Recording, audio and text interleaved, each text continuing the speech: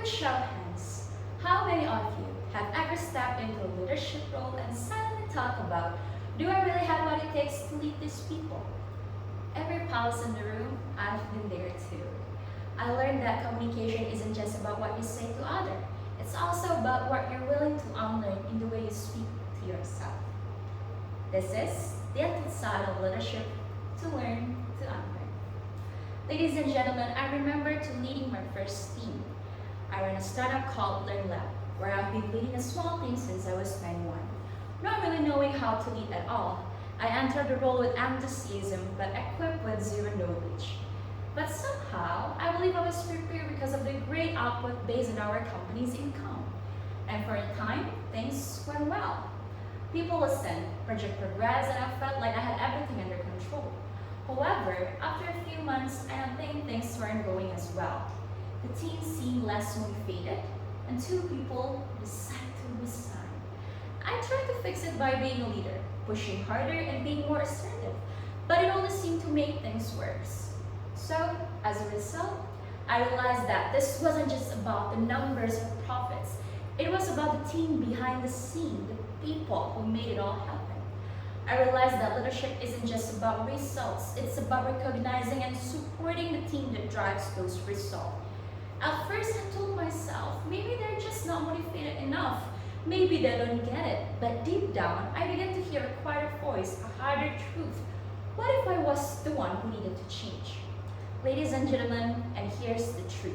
Sometimes, what once helped you succeed can eventually hold you back.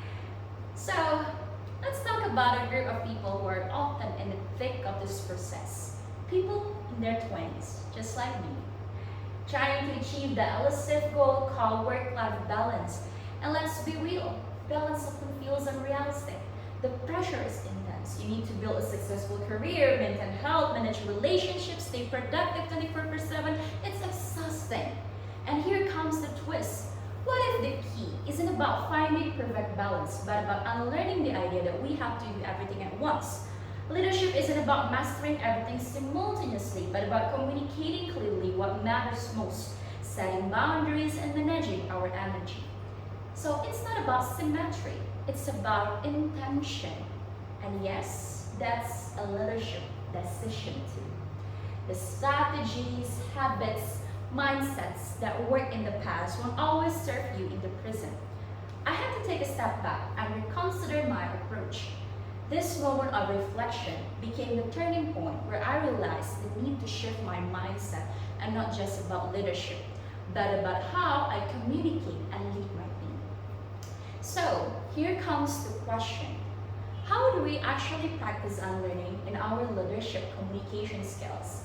It starts with something simple, self-awareness. In leadership, we often get caught up in the pressure to be perfect or to have all the answers. But to truly unlearn, we must first recognize that our old beliefs and habits may no longer be relevant. We need to pause and reflect. Do we immediately fall back in familiar pattern, or are we open to re-evaluating our approach? This is the first step of unlearning, to recognizing that our past knowledge might not always be the best guide for the future. Second, embrace vulnerability. This is one of the most powerful yet underrated communication tools in leadership. Maybe it's uncomfortable, I know, but vulnerability allows us to communicate more honestly with our teams. It allows us to say, I don't have all the answers right now, but let's figure it out together. And in that moment, we're not only unlearning the need to always be the expert. So, I want you to close your eyes and think about this for a moment. Vulnerability in leadership is actually a strength for you, creating a space where everyone feels empowered to contribute, which builds trust.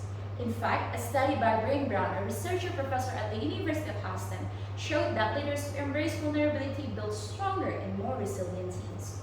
And when you're not afraid to admit your own uncertainties or mistakes, you create a culture where your team can do exactly the same. And additionally, we need to create feedback loops within our teams. Effective communication isn't just about talking, it's also about listening.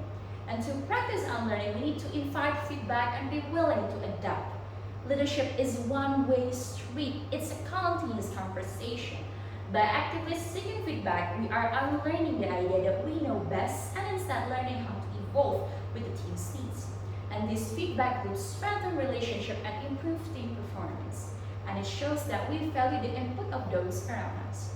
And this is where adaptive leadership comes in. Adaptive leadership, a theory developed by Havens and Larry, challenges leaders to shift from the mindset of being the sole problem solver to one of guiding and supporting a team through challenges. It's not about being the smartest person in the room, it's about building a team where everyone brings their own insights, perspective, and strength to the table. So, again, from a scale 1 to 100, what if I hadn't realized at first was that my role as a leader was less about directing and more about learning how to adapt to the needs on the team, the situation, and even my own limits. Furthermore, as a female leader, I'm learning the societal expectation of what it means to be strong and authoritative has been an important lesson. For me, strength doesn't always mean being firm or unemotional. Sometimes it means stepping back and asking for help. Sharing the burden of decision making, building a culture where everyone feels valued are the core of leadership communication. A female leader in Indonesia who has implemented strong leadership communication skills is Susi Pujiastuti.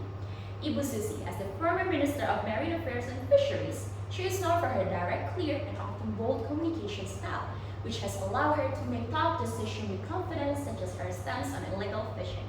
Through her transparent approach, she effectively communicated the importance of protecting Indonesia's marine resources to both the public and the international community.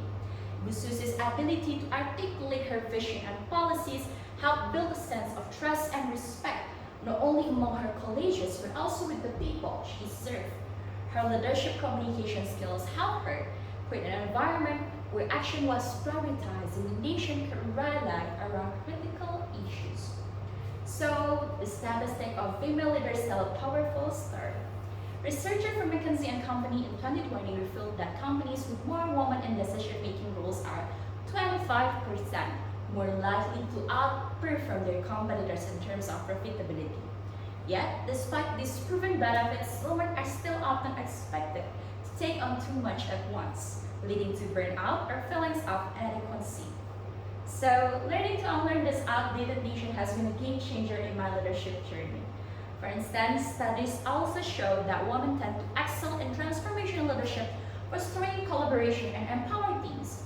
However, we often downplay our own leadership qualities because we've been conditioned to believe that being in charge means doing it all alone. But what if we, as women in leadership, unlearn that myth? What if strength was not measured by how much we can carry on our own, but by how effectively we empower others to contribute and grow alongside us? So what do you think of it? And after going through all of this, my business, Learn Life, everything started to shift for the better.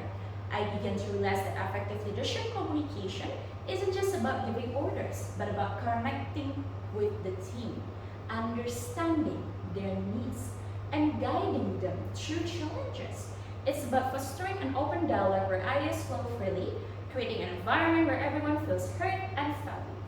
This shift may feel uncomfortable at first, but it's exactly the kind of change that leads to growth, not just for the leader, but for the entire team. So, in my experience, it's the leaders who are willing to unlearn outdated concepts and embrace this collaboration, empowering style to ultimately drive long-lasting, meaningful success. I understood that communication is key to building trust, aligning the team with shared vision, and motivating them to take ownership of their work. When we start to truly communicate, listening as much as we speak, we begin to create an environment where collaboration thrives. Leadership becomes a shared responsibility rather than top-down directive. So, ladies and gentlemen, I encourage all of you today, whether you're leading a small startup, a large corporation, or even a project team in school, leadership doesn't have to be about knowing all the answers. It's about the willingness to learn and to unlearn. And most importantly, it's about having the courage to embrace change, not only in the people around you, but in yourself. As we reflect on our own leadership journeys, let's challenge ourselves to ask. First, What are we holding on to that no longer serving us? Second, what do we need to learn to become a better leaders? Because futurist Alvin Toffler once said, the illiterate of 21st century won't be those who can read or write, but those who can learn, unlearn, and relearn. My name is Samara Fila. This is the Untold Son of Leadership, to learn and to unlearn. Thank you.